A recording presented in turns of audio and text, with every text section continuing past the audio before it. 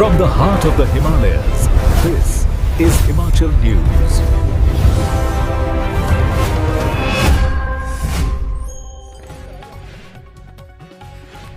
नमस्कार, आप देख रहे हैं बोलता हिमाचल। मैं हूं अर्नब और लेकर आया हूं देवभूमि हिमाचल से आज की बड़ी और महत्वपूर्ण खबरें।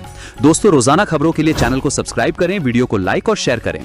कमेंट बॉक्स में अपने जिले का नाम हमें जरूर बताएं। वीडियो को अंत तक जरूर देखें। चलिए शुरू करते हैं आज का हिमाचल न्यूज बुलेटिन। पंचायत चुनावों के चलते 26, 28 और 30 को पेड हॉलिडे घोषित। प्रदेश में पंचायती राज संस्थाओं के आम चुनावों को ध्यान में रखते हुए राज्यपाल ने 26, 28 और 30 मई को संबंधित क्षेत्रों में पेड हॉलिडे घोषित किया है।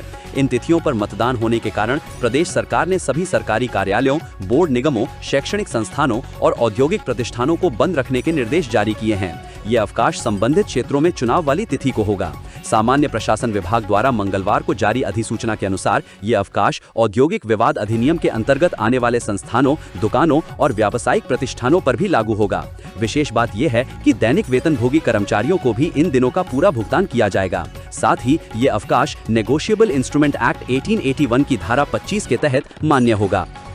अधिसूचना में स्पष्ट किया गया है कि कुल्लू जिले के नग्गर विकास खंड की ग्राम पंचायत करजन और सोयल तथा आनी विकास खंड की ग्राम पंचायत जाबन और नमहोग में ये चुनाव कार्यक्रम लागू नहीं होगा, इसलिए वहां ये अवकाश प्रभावी नहीं रहेगा।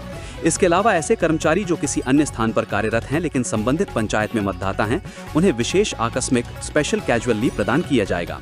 इसके लिए संबंधित कर्मचारी को मतदान करने का प्रमाण पत्र पीठासीन अधिकारी को प्रस्तुत करना होगा। दुकानों और व्यावसायिक प्रतिष्ठानों को इन मतदान तिथियों को क्लोज डे घोषित करने के निर्देश दिए गए हैं। साथ ही फैक्ट्रियों को जन प्रतिनिधित्व अधिनियम के तहत श्रमिकों को अतिरिक्त सवेतन अवकाश देना होगा। सरकार ने उद्योग, श्रम एवं रोजगार, पंचायती राज और ग्रामीण विकास विभागों को आवश्यक दिशा निर्देश जारी कर दिए हैं। श्रम आयुक्त और उद्योग निदेशक को निर्देश दिए गए हैं कि निजी और औद्योगिक प्रतिष्ठानों में कार्यरत कर्मचारियों को भी मतदान दिवस पर सवेतन अवकाश सुनिश्चित किया जाए। हिमाचल प्रदेश में आशा वर्कर लड़ पाएंगी पंचायत चुनाव। हाईकोर्ट ने सरकार की अधिसूचना पर लगाई रोक। हिमाचल प्रदेश हाईकोर्ट ने राज्य सरकार के उस स्पष्टीकरण पर रोक लगा दी है जिसमें आशा वर्करों को पंचायती राज संस्थाओं और शहरी निकायों के चुनाव लड़ने के लिए अयोग्य घोषित किया गया है।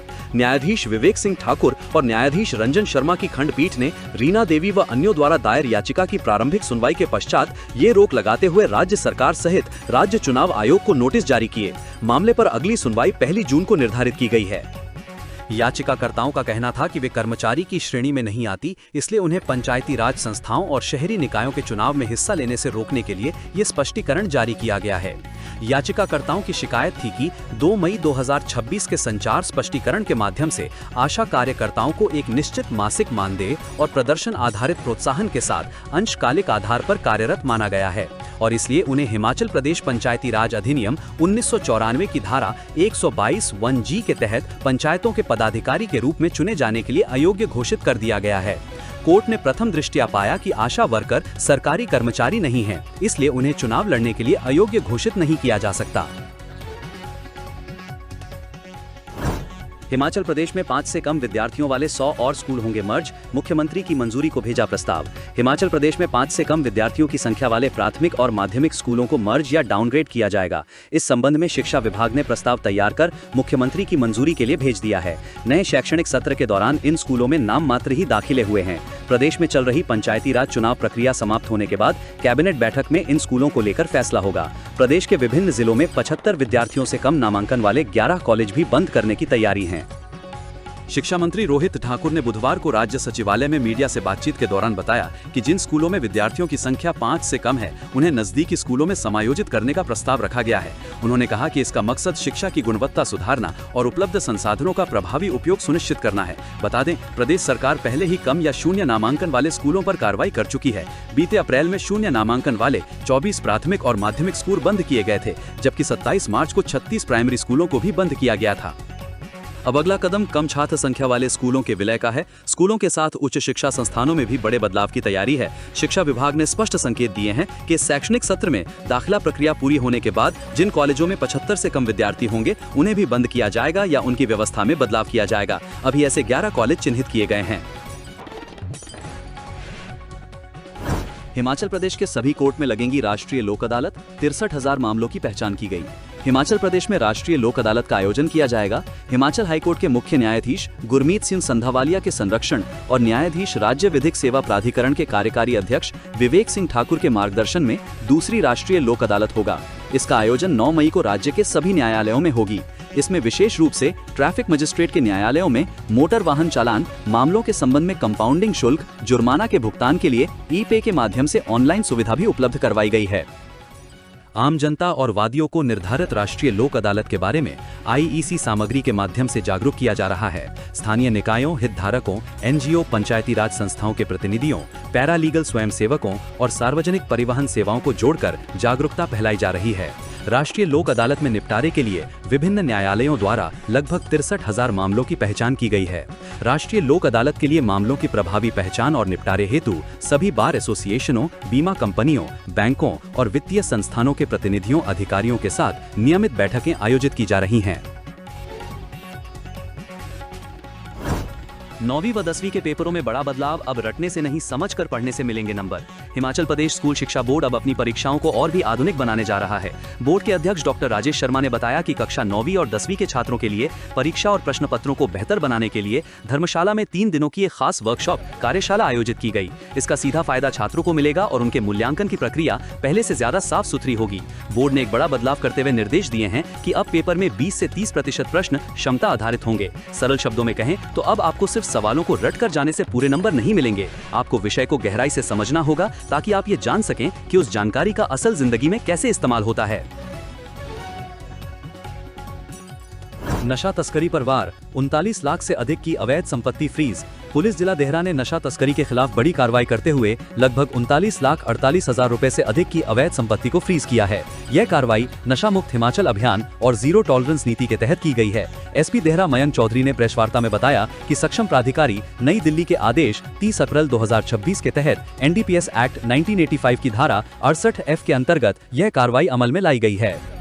इस कार्रवाई में आरोपी की अवैध कमाई से बनाई गई संपत्तियों को चिन्हित कर फ्रीज किया गया है।